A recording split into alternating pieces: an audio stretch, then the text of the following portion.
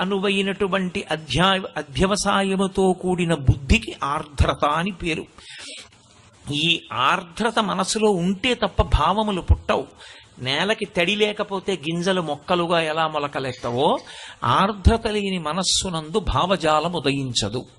విషంగుడు ఏం చేశాడు అంటే అందరి మనసులలో ఉండేటటువంటి ఆర్ద్రతని తీసేశాడు.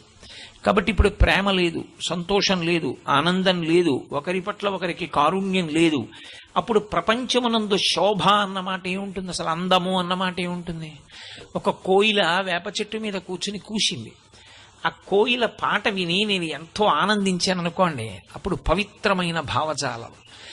పక్షులు కిలకిలారావాలు చేశాయి. మీరు శ్రీరామాయణం బాగా చదివితే పక్షుల అరుపులు వినడానికి మీకు ఒక ప్రత్యేకమైన సంతోషం ఉంటుంది. మహర్షి ఎన్ని రకాల పక్షులు వర్ణిస్తారో అద్భుతం అసలు శ్రీరామాయణం.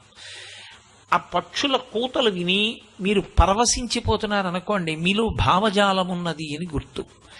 ఇవన్నీ విషంగుడు తీసేశాడు. విశుక్రుడు పురుషుల యందు ఉండేటటువంటి వీర్యాన్ని, వారి తేజస్సుని హరించాడు. ఇప్పుడు ప్రత్యుత్పత్తి లేదు. స్త్రీల యందు ప్రేమ లేదు, పురుషుల యందు ప్రేమ లేదు, పురుషుల యందు వీర్యము లేదు. కాబట్టి ప్రత్యుత్పత్తి లేదు. అంటే సృష్టి స్తంభన స్థితిని పొందింది. సృష్టి యందు ఇక కొత్తగా పుట్టకపోతే స్థితి అన్నమాట ఎక్కడుంది? లేదు. స్థితి లేనప్పుడు లయ జరిగిపోతుంటుంది, అంతే, పడిపోతారు, ఉన్నతి ఉండదు. అంటే సృష్టిని పరమేశ్వరుడు చేసినటువంటి ధర్మ నిర్మాణాన్ని ప్రశ్నించే రీతిలో వాళ్ళు వ్యవస్థనంతటినీ కూడా వైక్లభ్యానికి గురి చేశారు. అది వాళ్ళిద్దరూ చేసినటువంటి పని. భండు వాళ్ళిద్దరిని ప్రోత్సహించాడు. సంతోషంగా ఉన్నాడు. ఇది దిద్దాలి. ఇప్పుడు దిద్దడం కోసం దేవతలు హిమాలయ పర్వతాల మీద ఒక పెద్ద యాగాన్ని సంకల్పం చేశారు. సంకల్పం చేసి వాళ్ళు తమని తాము ఆహుతులుగా సమర్పించారు. అందులోంచి పరదేవతా స్వరూపం ఆవిర్భవించింది. చిదగ్నికుండ సంభూత దేవకార్య సముద్యత. దేవతల యొక్క కార్యాన్ని తీర్చడానికి పరదేవత ఆ చిదగ్నిగుండంలోంచి పైకొచ్చింది.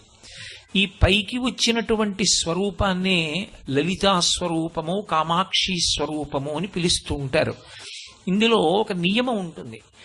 పరమేశ్వరుడు నిజానికి స్త్రీ కాదు, పురుషుడు కాడు, నపుంసకుడు కాడు. అసలు పరమేశ్వరుడికి లింగభేదం లేదు.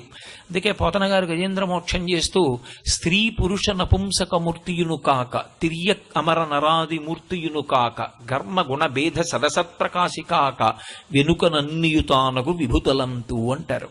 పరమేశ్వరుడు స్త్రీయా పురుషుడు